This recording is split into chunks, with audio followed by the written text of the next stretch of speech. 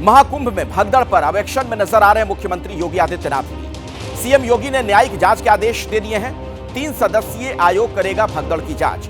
जो जानकारी हमें मिल रही है, इलाहाबाद हाईकोर्ट के पूर्व जज हर्ष कुमार आयोग के अध्यक्ष होंगे। जांच आयोग में पूर्व डीजीपी वीके गुप्ता शामिल किए गए हैं। इसके अलावा पूर्व आईएएस डीके सिंह को भी जांच आयोग में रखा गया है। 3 सदस्यीय ये जांच आयोग, जिसकी जिम्मेदारी है कि पूरी जांच पड़ताल की जाए। क्यों हुआ यह हादसा, भगदड़ के पीछे की क्या वजह थी, वो जांच उसकी की जाएगी।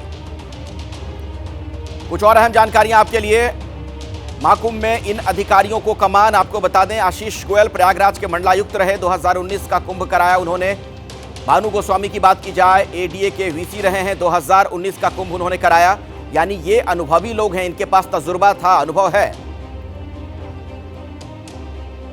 और श्रद्धालुओं की मौत को लेकर जो अपडेट है, 30 संख्या बताई जा रही है। 25 शवों की शिनाख्त कर ली गई है। सरकार ने 25 लाख रुपए मुआवजे का ऐलान भी कर दिया है। जो घायल श्रद्धालु हैं उन्हें भी आर्थिक मदद दी जाएगी। 60,000 रुपए की मदद उन्हें भी देने की बात कही गई है। जबकि मुआवजे के तौर पर 25 लाख उन लोगों को मिलेगा, मृतकों के परिजनों को मिलेगा। श्रद्धालुओं की जो मौत हुई है, अब तक जो उपलब्ध आंकड़ा है उसके मुताबिक 30 और 25 शव ऐसे जिनकी शिनाख्त कर ली गई है, जिनके अपनों ने उन्हें पहचान लिया है। तो ये अब तक का पूरा अपडेट महाकुंभ में भगदड़ को लेकर पूरी जानकारी आपके सामने है। एहतियातन अब कई कदम भी उठाए गए हैं प्रशासन की तरफ से, ताकि आगे कोई इस तरह की वारदात ना होने पाए, कोई घटना ना होने पाए। यह हादसा भारी भीड़ के द्वारा अखाड़ा मार्ग के बैरिकेटिंग्स को तोड़ने और उसके बाद उससे कूद करके जाने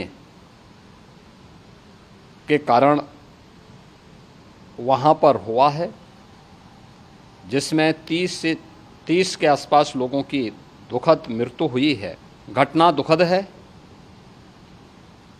मर्माहत करने वाला है।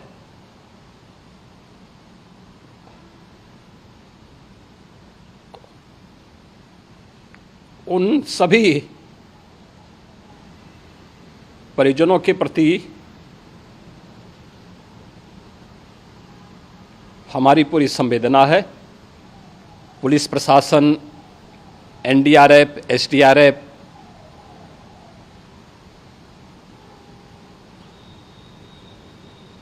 और भी अन्य जितने भी व्यवस्थाएं हो सकती थी, उन सबको वहां पर तैनात किया गया है। ये सभी घटनाएं मर्माहत करने वाली भी हैं और एक सबक भी है। लेकिन हादसे के तह में भी जाने की आवश्यकता है और इसी दिशा से सरकार ने भी तय किया है कि हम इसकी एक जुडिशियल इंक्वायरी भी करेंगे, क्योंकि कई बार रिव्यू होने के बाद स्थानीय स्तर पर हर प्रकार की सतर्कता के बाद आखिर कहाँ से ऐसे हादसे फिर भी होते हैं और हुए हैं। इसके लिए हम लोगों ने न्यायमूर्ति हर्ष कुमार के नेतृत्व में पूर्व डीजी श्री वीके गुप्ता और retired IAS Shri DK Singh, इन 3 सदस्यीय जुडिशियल कमीशन को भी इसके लिए गठित किया जा रहा है। ये पूरी जानकारी जब उत्तर प्रदेश के मुख्यमंत्री दे रहे थे, उस दौरान आपने देखा बहुत भावुक हो गए थे। उनका गला किस तरीके से रूंध गया था, उनकी आवाज से आपको भी अंदाजा मिल रहा होगा। इस खबर पर आइए विशेष जानकारी लेते हैं। मेरे साथ मेरे कई सहयोगी इस वक्त प्रयागराज से मौजूद हैं। अवधेश मिश्र मेरे साथ जुड़े हुए हैं, मोहम्मद मोइन भी आपको नजर आ रहे हैं, विवेक राय को भी आप देख सकते हैं, और वीरेश पांडे लखनऊ से हमारे साथ जुड़ गए हैं। सभी के पास में जाऊंगा, लेकिन पहले अवधेश आपके पास में आना चाहूंगा। आज की सुबह वहां पर क्या देखा आपने, किस तरीके का क्या कुछ नजर आया प्रयागराज में? देखिए अखिलेश, जो आस्था का सैलाब है वो तो आज भी उमड़ रहा है। हम तस्वीरें दिखा देते हैं। इस वक्त मैं नंदी द्वार पर खड़ा हूं और आप देखिए कितनी बड़ी संख्या में जो श्रद्धालु हैं वो आ रहे हैं और लगातार ऐसे ही आने का क्रम इनका बना हुआ है। यानी कि जो आस्था की तस्वीरें हैं उस पर कल की घटना से कोई असर नहीं पड़ा है। लेकिन एक जो गंभीर तस्वीर है अखिलेश जी, वो मैं दिखाना चाहता हूँ। अभी आप बता रहे थे कि निर्देश अब जारी किए गए हैं, 1 वे सिस्टम लागू होगा कुंभ में। एक रास्ता जाने के लिए तो जाने के लिए और आने के लिए तो आने के लिए। उसकी सच्चाई हम आपको दिखा देते। देखिए नंदी द्वार से ये लोग जा रहे हैं और ये संगम की तरफ सारे लोग रवाना हो रहे हैं। और वन वे अगर है ये, तो इसके मुताबिक ये होता है कि इस रास्ते से केवल संगम लोग जाएंगे ही। लेकिन वन वे नियम की हकीकत क्या है, अब आप ये देखिए वन वे रास्ता टू वे कैसे हो जाता है। लगातार इस तरीके से इसी वन वे रास्ते से लोगों के आने का क्रम भी जारी है। और भीड़ अभी थोड़ी ज़्यादा थी, लेकिन फिर भी अभी इक्के दुक्के लोग आते हुए दिख रहे हैं, लेकिन बड़ी संख्या ये बीच बीच में हो जाती है। तो ये तो तस्वीरें हैं वन वे की। दूसरी बात आप देखिए, थ्री वे भी है। इसी तरीके से देखिए किस तरीके से लोग बीच में रास्ते से कटकर जा रहे हैं। तो जो वन वे सिस्टम प्रणाली है वो तो उसकी हकीकत अभी समझ में आ गई। दूसरा ये है कि अभी वर्तमान स्थिति है कि श्रद्धालुओं में तो कोई असर नहीं है, वो आ रहे हैं, उनमें अंदर कोई खौफ नहीं है, स्थिति सामान्य और सामान्य है भी, इसमें कोई दो राय नहीं। लेकिन जो संत समाज है उसने सांकेतिक स्नान भले ही कर लिया, लेकिन संत समाज नाराज है। संत समाज ने अपनी परंपराओं का पालन किया, सरकार का सहयोग किया, लेकिन उनका यहाँ तक कहना है। आप दे रहे हैं, मैं लौटूंगा आपके पास, इस पर भी आगे आपसे विस्तार से मैं जानकारी लूंगा, लेकिन पहले विवेक आपके पास में आना चाहूंगा। ये जो अब वहां पर एहतियातन कदम उठाए गए हैं, जिसके बारे में हमने दर्शकों को डिटेल में जानकारी भी दी कि ये कदम उठाया जा रहा है, 4 व्हीलर्स की एंट्री पर बैन किया गया है, वीवीआईपी पासेस जो हैं वो निरस्त किए गए हैं। पहले से आखिर प्रशासन सजग क्यों नहीं हुआ? अब तो ये सवाल पूछे जाएंगे।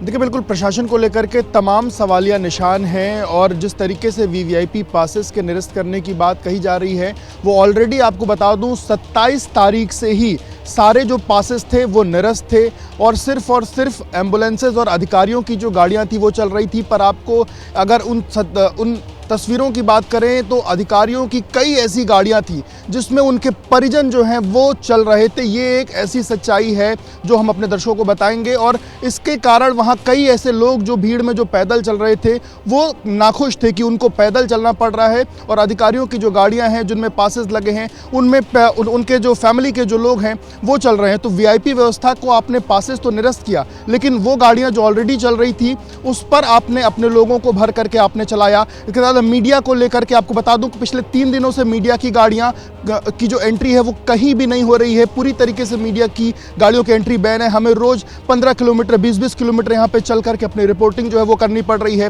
पॉन्टून पुल्स आपने 30-30 बना डाले, पर जब आपका मन आता है आप अचानक से पॉन्टून पुल्स को बंद कर देते हैं। लोग जिस तरफ हैं उस तरफ परेशान हैं। लोग कुछ अखाड़े की तरफ रुके हैं, कुछ इस तरफ रुके हैं। अखाड़ों से कोई अगर स्नान करने दूसरी तरफ आया, अचानक से आपने रोक दिया बिना किसी जानकारी दिए, और लोग उसके बाद हैरान है, परेशान है। लोग जब एक जगह से दूसरी जगह जाते हैं तो पुलिस वाले सिर्फ और सिर्फ उनको रास्ता दिखाते हैं, इधर जाओ। सामने वाला बोलता है रास्ता बंद है, दूसरी तरफ जाओ, वो बोलता है तीसरी तरफ जाओ, और लोग हैरान और परेशान होकर के, कल आपको बताऊं जो बैरिकेड टूटा उसका सबसे बड़ा कारण यही है क्योंकि कोई सही जानकारी नहीं दी जा रही थी। लोगों को लगातार बैरिकेडिंग का रास्ता बता करके इधर जाइए, उधर जाइए। आपके पास में आना चाहूंगा इस सवाल के साथ। आप तो खुद प्रयागराज के रहने वाले हैं, वहां पर लंबे वक्त से ये सारी चीजें आप देख रहे हैं। जब व्यवस्था की जा रही थी तब भी आपने देखा था। क्या ये माना जाए कि वीवीआईपी मूवमेंट की वजह से या वहां पर जिस तरीके से पुलिस वालों को लगाया गया, एक बड़ी वजह रही कि ये व्यवस्था हुई? पूरे पुलिस फोर्स की तैनाती होनी चाहिए थी कि आम लोग कैसे आ रहे जा रहे उसको देखें, ना कि वीवीआईपी मूवमेंट को वो व्यवस्था करने में लगे रहे वहां पर।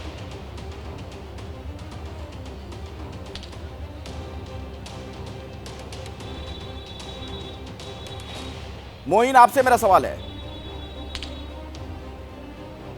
जी देखिए अखिलेश, आपको बता दें कि आपने कहा कि नियमों में बदलाव किया गया है। आप कितने भी नियम बना लीजिए, आप कितने भी नियमों में बदलाव कर लीजिए, लेकिन ये तब तक सार्थक साबित नहीं होगा जब तक वो ग्राउंड जीरो पर अमल नहीं किया जाएगा। जो अधिकारी जिम्मेदार यहाँ पर हैं उनकी तैनाती 1 साल पहले कर दी गई थी। जून महीने से ही लगातार डेली बैठक होती थी, रोजाना 7 से 8 घंटे कई राउंड बैठक होती थी। लेकिन ऐसी की बैठकों का क्या फायदा कि जो सिर्फ कागजों पर हो, कागजों पर रणनीति बने और उनका ग्राउंड जीरो पर कहीं कोई अमल होता हुआ नजर ना आए। आप कह रहे हैं गाड़ियां नहीं चल रही हैं, ये साफ तौर पर देखिए, ये एक गाड़ी हमारे सामने जाती हुई दिख रही है। तमाम दूसरे वाहन आपको इसी भीड़ में सामने की तरफ दिखाना चाहेंगे कि ये जो सड़क है, इस सड़क पर तिल रखने की जगह नहीं है। कल की तरह आज भी जो है, जो श्रद्धालुओं का सैलाब है वो संगम तट की तरफ बढ़ता हुआ चला जा रहा है। संगम जाने वाले हर रास्ते इसी तरीके से भीड़ में पटे पड़े हुए हैं।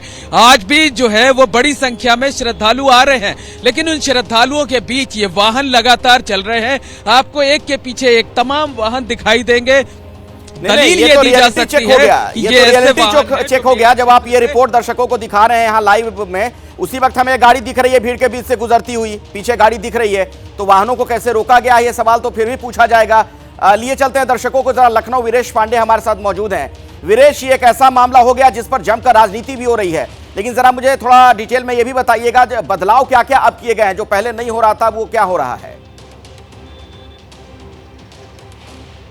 देखिए, बदलाव व्यापक तौर पर किया गया है, चाहे वो अयोध्या हो, चाहे वो अंबेडकर नगर हो, चाहे कौसाम्बी हो, चाहे प्रयागराज हो, चाहे मिर्जापुर हो, चाहे काशी हो, चाहे चंदौली हो, चाहे भदोही हो। यानी कहने का मतलब ये है कि चित्रकूट से लेकर और अयोध्या, अयोध्या से लेकर काशी और काशी से लेकर प्रयागराज के बीच में जितने भी जिले हैं उनके जिलाधिकारियों के साथ, उनके प्रशासनिक अधिकारियों के साथ मुख्यमंत्री ने कल वीडियो कॉन्फ्रेंसिंग की, क्योंकि प्रयागराज का जो इम्पैक्ट है वो इन सारे धार्मिक स्थलों पर देखने को मिल रहा है, चाहे अयोध्या हो, काशी हो, चित्रकूट हो, विद्याधाम हो। तो यहाँ के अधिकारियों से बातचीत करने के बाद वीडियो कॉन्फ्रेंसिंग के जरिए मुख्यमंत्री नहीं चाहते कि इस महापर्व पर कोई दूसरा इस तरह का ग्रहण लगे, कोई अप्रिय घटना हो, इसलिए बहुत ही नकेल कसा उन्होंने, तमाम चीज़ों को निर्देशित किया और ये भी बताया कि जो बहुत बड़ी संख्या में गाड़ियां आ रही हैं उनको एक डंपिंग एरिया बनाया जाए, वहां खाने की सुविधा किया जाए, सरकारी जो परिवहन है उसके जरिए एक एक करके जो महाकुंभ के दर्शनार्थी हैं, स्नान करने वाले हैं, उनको प्रयागराज भेजा जाए, वहां से निकालने की भी सुगम व्यवस्था की जाए, रेलवे से संपर्क स्थापित किया जाए, परिवहन विभाग से संपर्क स्थापित किया जाए और साथ ही साथ चीफ सेक्रेटरी और डीजीपी को भी भेजा है प्रयागराज में, वो जाएंगे। समय इतना ही है फिलहाल। बहुत बहुत शुक्रिया आपका।